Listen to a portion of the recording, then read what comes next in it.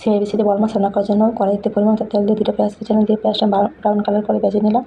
এখন এখানে আমি 1 টেবিল চামচ পরিমাণ আদা রসুন বাটা দিয়ে আদা রসুনটা আমি একটু ভালোভাবে ভেজে নিই। এখন এখানে আমি 1 চা চামচ হলুদের গুঁড়ো, 1 চা চামচ মরিচের গুঁড়ো, 1 চা চামচ জিরার গুঁড়ো, 1.5 চা চামচ ধনিয়ার গুঁড়ো দিয়ে চুলার হিটটা একেবারে কমিয়ে দিয়ে মশলাটা আমি 20 থেকে 25 সেকেন্ড একটু ভেজে নিচ্ছি। ভেজে নিয়ে এখন এখানে আমি একটু পানি দিয়ে মশলাটা একটু ভালোভাবে কষিয়ে নিব যাতে মশলাটা পুড়ে না যায়।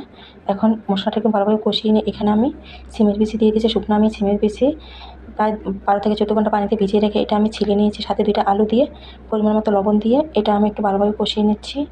তো কষিয়ে নিয়ে এটা আমি ঢাকনা ছাড়াই এই সিমের বিচিটা একটু ভালোভাবে কষিয়ে নিব। সিমের বিচি থেকে একটু গন্ধ থাকে, তো সিমের বিচিটা একটু ভালোভাবে কষিয়ে এখন এখানে আমি মাঝে 3টে টমেটো দিয়ে দিলাম। টমেটোটা দিয়ে আর একটু ভালোভাবে কষিয়ে নিচ্ছি।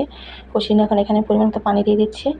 তো পরিমাণ মতো পানি দিয়ে এখানে আমি বোয়াল মাছ ভেজে নিয়েছি। পরিমাণ মতো লবণ, হলুদ, সামান্য পরিমাণে গোলমরিচ আর মরিচের গুঁড়ো দিয়ে বোয়াল মাছটা টুকরো করে আমি ভেজে এখানে দিয়ে দিলাম। সাথে এখানে 4-5টা কাঁচামরিচ দিয়ে দিলাম।